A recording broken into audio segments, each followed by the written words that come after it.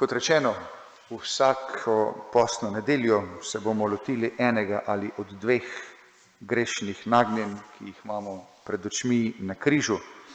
Vas povabim, da se danes lotimo kar na vrhu, na začetku, pri napuhu.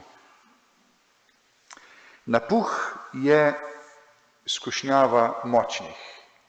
Če večina ostalih skušnjav v našem življenju deluje tam, kjer smo krhki, kjer smo šibki, kjer smo ranjeni, nas napuh napada tam, kjer smo močni, ali pa vsaj kjer mislimo, da smo močni. Napuh je namreč tista skušnjava, zaradi katere se ljudje ponašamo s stvarmi, ki v resnici niso naše. V tem je glavna razlika recimo med ponosom in napuhom. Če smo lahko ponosni na nekaj, kar smo morda v resnici sami ustvarili, sami pridobili, potem je napuh tista drža, ko se mi ponašamo in morda celo zahtevamo ali pa vsaj pričakujemo slavo, ampak za stvari, ki niso naše, ki si jih nismo sami pridobili. In to je, velikokrat smo lažje ponosni in se lažje ponašamo pač na stvari, v katerih, kot rečeno, mislimo, da nam gre, mislimo, da smo dobri. Tam, morda, ko smo že veliko truda vložili ali v to, da bi recimo odpravili neko grešno navado, da bi morda pridobili neko pobožno navado. Ko smo veliko vložili v to, da bi recimo si pridobili znanje, da bi si pridobili eno veščino, tam se hitro začne potem oglašati tudi skušnjava napuha, češ, glej, koliko si pa ti sam ustvaril, kaj vse si zaslužiš, kaj vse pravzaprav bi morali ljudje o tebi lepega, dobrega govoriti.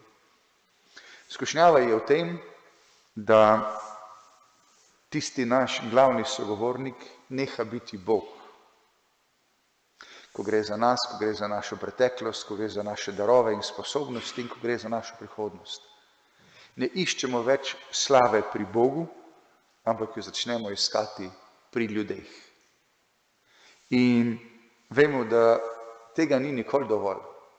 Slave, ki jo dobimo od ljudi, od tega se ljudje nikoli ne nasitimo, ali pa vsaj ne za dolgo. Vedno znova to potrebujemo, vedno znova nam tega manjka, vedno znova to iščemo.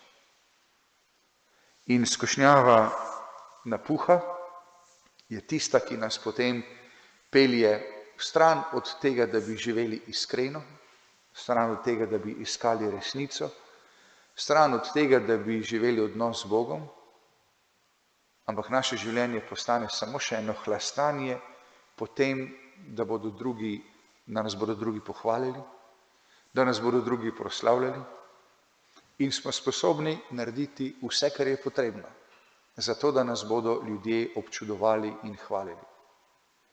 In ne pomeni nič več, niti resnica, niti ljubezen, niti pozornost, niti pravičnost, ampak vse, kar pomeni, je samo še to, da me bodo ljudje občudovali. Skušnjava napuha je torej tista, ki nas počasi odtuji od tega, kar v resnici smo. In ko premišljujemo, ne vem, če ste kdaj premišljevali o peklu in o poslednji sodbi in o tem, kako nas bo sodil nekdo, ki nas ljubi. Kako nas bo sodil Jezus, ki je naše grehe odplačal s svojim življenjem. Kaj je tisto, kar nas lahko pripelje v pekel? Če je Božji sin naše grehe že odkupil. Česa smo pred Bogom še dolžni, da bi si zaslužili pekel, če je Jezus naše grehe odkupil. In včasih se mi zdi, da ni Božja pravičnost tista, ki nas bo pripeljala v pekel, ampak da je lahko edino naš napuh, moj napuh tisti, ki me pripelje v pekel, moj napuh, ki se zoperstavi Božjemu usmiljenju. Ko bom jaz v svojem napuhu morda rekel, da jaz bolje vem kot Bog, koliko so vredni moji grehi, in v svojem napuhu ne bom dopustil, da bi kdorkoli, niti Božji sin, odkupil moje grehe in mi zastonjsko podaril vstop v nebesa, ampak bom v svojem napuhu trdil, da bom jaz sam odplačal svoje grehe. In mi bo sprejeti Božje usmiljenje težje, kot pa celo večnost gledati stran od Boga.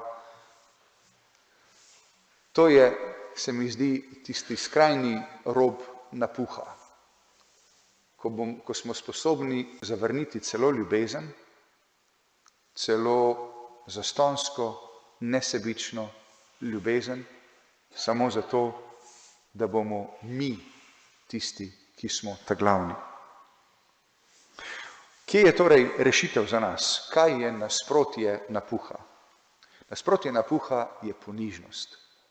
Kot smo slišali že danes v prvem berilu, kako pomembno je bilo za Izraelce, da so se vedno znova spominjali tega, da niso sami izšli iz Egipta, da se iz egiptovske sužnosti niso rešili z vojaško močjo, bi rekel z neko sposobnostjo strateškega razmišljanja, niti ne zaradi svoje števila, da bi premagali Egipčane, ampak iz Egipta jih je izpeljal Bog.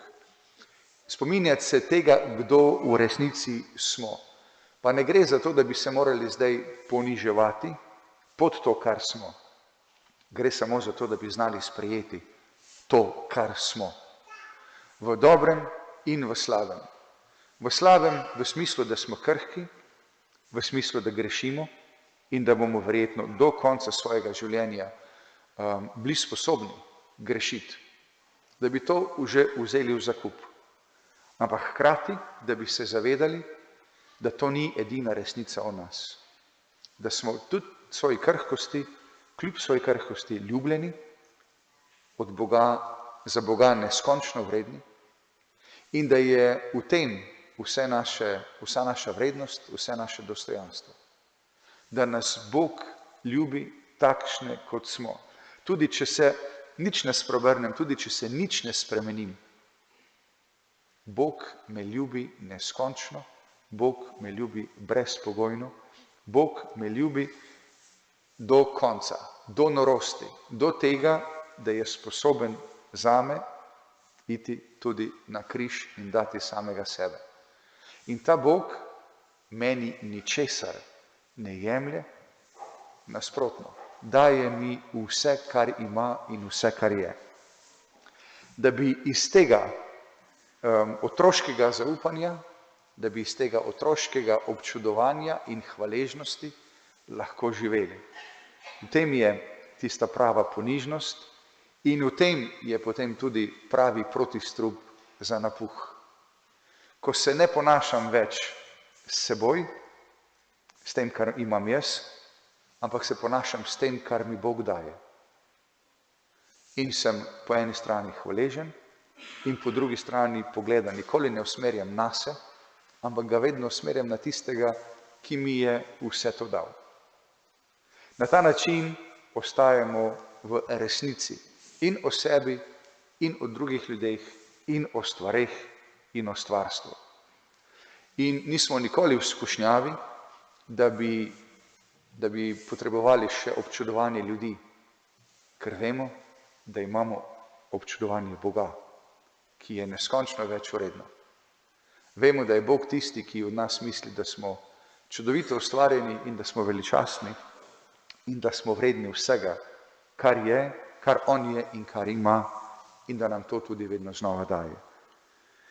Da bi lahko v tem postnem času prepoznavali tudi v svojih življenjih, kje smo pa mi skušani, kje se nas loteva skušnjava napuha, da bi znali to spregledati da bi znali to spustiti iz rok, da bi znali to izročiti Bogu in prositi sami sebe, sami zase in drug za drugega, tudi za pravo držo ponižnosti, da bi znali prepoznati pravo vrednost, ki jo o nas pozna samo Bog, da občudovanje nikoli ne bi iskali pri ljudeh, ampak bi ga vedno znova iskali in Bog daj tudi prepoznavali pri Bogu, v Božjem pogledu, v Božji prisotnosti.